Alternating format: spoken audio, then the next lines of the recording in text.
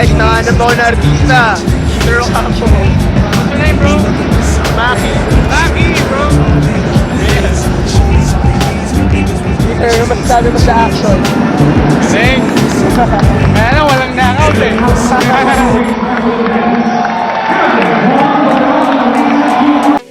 Guys, nahanap ko na yung welterweight champion. Si Edward Puleam. Nakala po, nahanap ko na siya. So, interview natin siya. Hello, Edward. Kamusta ka? Anong team mo ulit, pare? Sa Team Lakay, Team Lakay Wushu. So, kilala mo ba kung sino yung kalaban mo ngayon, pare? actually, hindi masyado pero sayaw yan siya. Si Yaoyan, no? Si Jerry Ligaspi. So Wushu, di ba? So more of striking kayo, di ba?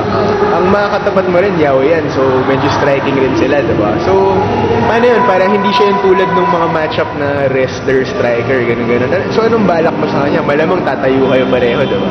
So anong game plan mo kaya sa kanya? Siguro sa ngayon, more on striking. So, talagang makikipag-strike ka talaga sa kanya. Striking. Confident talaga kayo sa striking ng Wushu. Ilalaban niyo po talaga siya sa striking ng Yaoyan.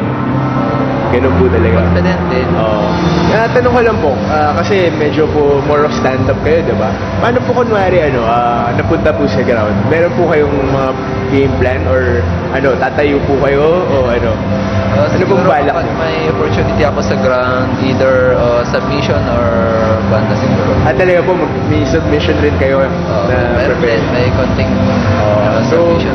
curious lang po ako kasi napansin ko po sa mga team na kayo, yung lalakas nyo po, just ang ganda po ng conditioning nyo. Ano pong ginagawa nyo sa training nyo, lalo na po sa mga fights na tulad nito, URCC, big event po to. Anong ginagawa nyo yung training para sa, yun, tulad nga yung mga fights na ganito, medyo lakas ng pressure sa inyo.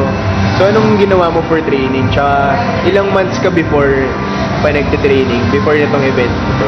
So, kami doon sa Baguio, nakafocus lang sa training. So, discipline sa pagti-training. Tapos, di ba, palagi nilang sinasabi kasi na nasa high altitude kami. So, yun. Nakakatulong talaga yung high altitude training po.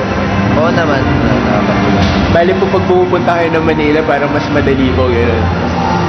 Hindi naman sa mas madali, pero siguro yun, mas mabilis yung adaptation ng katawan. So, ito po, question. Ikaw po yung champion ngayon, welterweight, di ba? So, ano pong napipil nyo? Kabado ba kayo dahil pressure's on you eh? O ang napipil nyo ba medyo lamang ka or confident ka dahil nasa iyo ang belt ngayon na welterweight championship? Ano pong napipil nyo being the champion, defending champion? Ngayon, okay lang naman. Anong tawag dito? Confident ako kasi alam ko naman nandyan palagi yung Panginoon. So, yun lang yung pinaka-confidence ko sa TikTok. Naglalaro ako. Good message, good message. So, mga Diyos talaga rin kayo. Siyempre, naglalaro ako. Kailangan ko din talaga yung guidance. Magandang message to para sa mga kabataan. So, ano pong masasabi nyo? Yan nga, sa mga kabataan, yung mga gusto pong mag-try ng MMA, mga gusto pong sumabak. Kasi po, alam naman natin, yung MMA, medyo rough siya, di ba? Medyo madugo siya. Pero, mahal natin yung sport, di ba? Kasi, ako rin po, nag-jiu-jitsu rin po ako. Na-injure rin po. Pero, mahal rin po natin yung sport. So, ano pong masasabi nyo dun sa mga gusto sumali, pero medyo kinakabahan kasi madugo ang sport natin? Well, sa mga gustong itry, hindi naman ibig sabihin na kapag nag-MMA kayo, lalaban na kayo. Pwede naman for fitness or try nyo muna, di ba? And then kapag nagkaroon na kayo ng will na ituloy para lumaban din, it needs sacrifice talaga. Sacrifice. So, tapos, tibayan din ng loob, syempre. So, ito po, question pa po. Meron po ba kayong idol o nilulook up to na, kunwari po, UFC fighter or boksingero, Pacquiao, Meron gano'n? naman. Sino po? Sino idol nyo? Yung Russian na si Fedor Emelianenko. Yeah, Emelianenko. Tapos si Randy Couture. Randy Couture. Kaya lang natalo siya eh. Oo, diba? Marami ako in-interview kanina, kampi sila kay Lesnar eh. Ako, Randy Couture ako eh. Feel mo, chumamba lang, di ba? Actually, iba talaga kapag mabigat. Oo, laki, di ba? Pero at least maganda naman yung laban. So, anyway, maraming salamat. Good luck sa fight mo. Sana manalo ka. After all, ikaw ang defending champion at ikaw talaga ikaw yung bali underdog po yung kalaban nyo. Ikaw talaga yung in-expect kong manalo. So, maraming salamat. Good luck. Iyaw yan ka rin. Iyaw yan.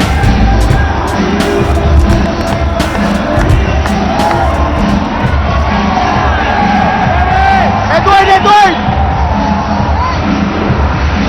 Jerry! Jerry!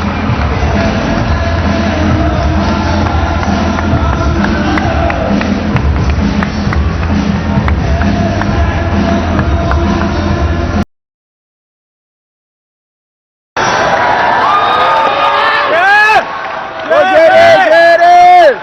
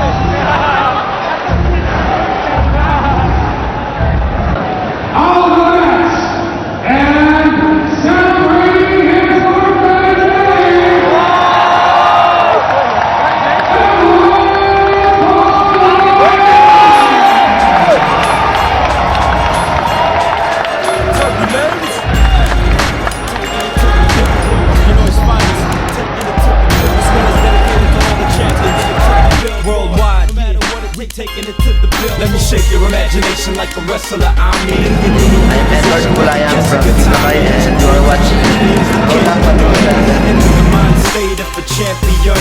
Bring what you know from the things that you've seen. Fly like a butterfly, sting like a bee. Ready, look at your target, never aim to miss. A locomotive on the track, yeah, you train for this. Hitting it fast when you attack, I'm making them tap on the mat. Either way, you get a slap like the claps in the back. Protect your neck, especially when the eye in your throat. Situations leave you breathless.